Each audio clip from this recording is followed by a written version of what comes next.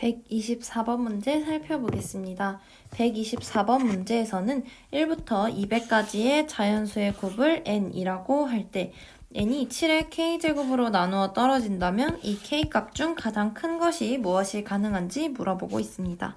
문제에서는 자연수 n의 값을 1부터 200까지의 자연수의 곱이라고 하였습니다.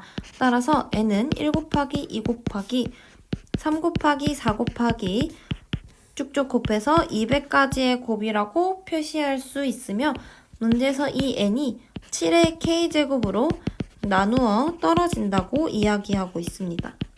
이때 나누어 떨어진다라는 표현을 생각해보면 나누어 떨어진다는 것은 바로 7의 k제곱이 n의 약수라는 것을 의미합니다.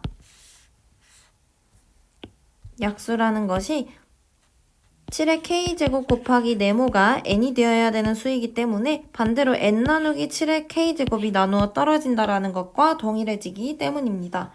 따라서 문제에서 물어본 상황은 7의 k제곱이 n의 약수를 만족하는 가장 큰 k값을 물어보는 것이고 가장 큰 k값, 즉 k값 중 가장 큰 것은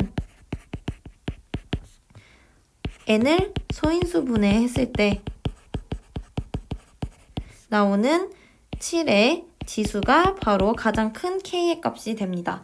즉 n을 소인수 분해했을 때 소인수 곱하기 소인수 곱하기 소인수 곱하기 소인수와 같은 식으로 표시되고 이때 7의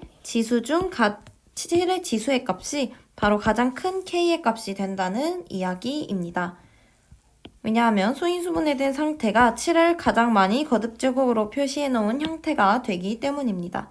따라서 1부터 200까지의 자연수 중에서 7의 배수를 생각해 보겠습니다.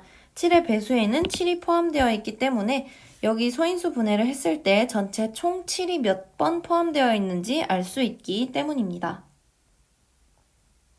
먼저 생각해보면 7 곱하기 1일 때 나오는 7은 1부터 200 사이의 자연수로 7을 한 번 포함합니다. 7 곱하기 2도 14로 7을 한 번 포함하고 7 곱하기 3도 21로 1부터 200 사이에서 7을 한 번 포함합니다. 이런 식으로 쭉쭉 진행하다 보면은 7 곱하기 28이 196으로 1부터 200 사이의 마지막 7의 배수가 됩니다. 따라서 총 7의 배수는 28개 있고 그 중에서 7 곱하기 7과 같은 경우를 생각해보면 여기에서 7을 한 번 세려주었지만 곱해지는 부분에도 7이 한 번 더 포함되어 있습니다. 즉 7 곱하기 14의 경우에도 14가 다시 2 곱하기 7로 쪼개지면서 7이 한 번 더 숨어 있는 것입니다.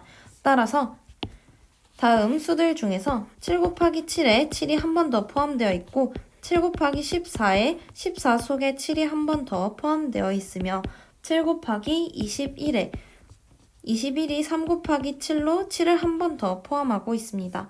그리고 마지막 7 곱하기 28도 28이 4 곱하기 7로 그 사이에 7이 하나 더 숨겨져 있기 때문에 총 28개 플러스 곱해지는 수에 포함되어 있는 7 4개를 더해주면 총 32번의 7이 곱해져 있습니다.